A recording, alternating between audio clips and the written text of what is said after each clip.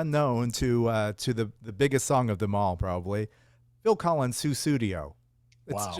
just the biggest of the bigger, right? Just wow.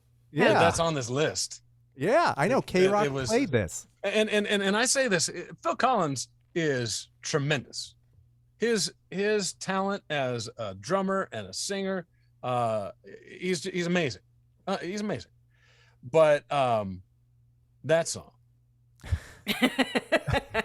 I mean, of course, it conjures American Psycho. You know, this is Sussudio, a great song, a personal favorite.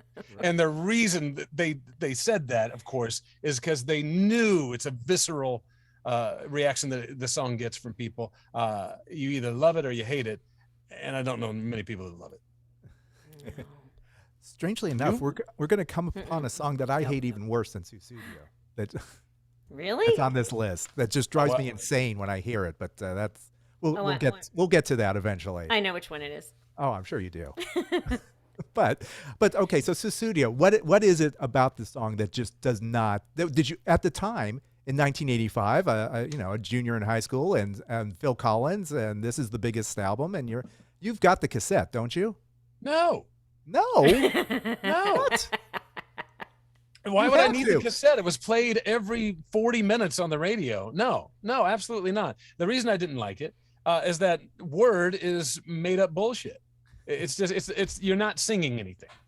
You're not singing anything, and it's not particularly groundbreaking. This chord progression or the instrumentation here and the horns and everything that they had to bring in because the song was a turd on its own. No, there's nothing about the song that gratifies me in any way. Tutti Frutti, Aw Rudy, a Womp Bop a Loo Bop, a Womp Bamboo. I mean, that's first one to do it. He was the first one to do it. Okay, fine. He was the first one to do it. This is not the first time to do anything. No one's ever said Sussudio before. Well, you're right. Okay, well, I yield that point. Okay, fine. We will.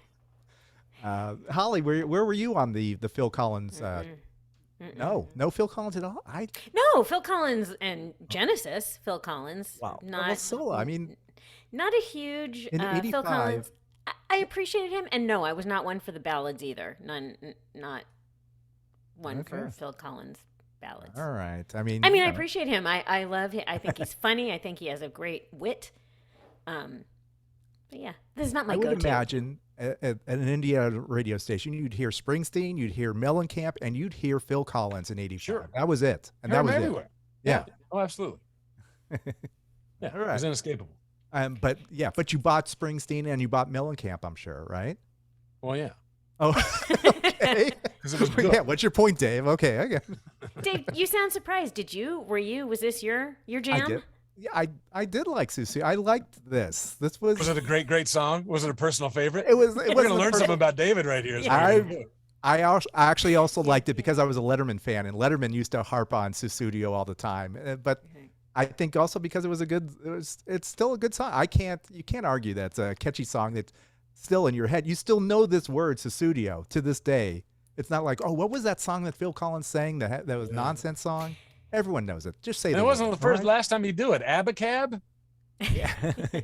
Yes, it works, people. Well, Abacab was the chord progression, right? Yeah, Abacab, I guess, was actually before, wasn't it? Yes. Yes. All well, right. it was initially the chord progression. It went A, B, A, C, A, B at one point, but I think the final version of the song was like Abracadabra or something. Yeah, it was. That's Steve Miller.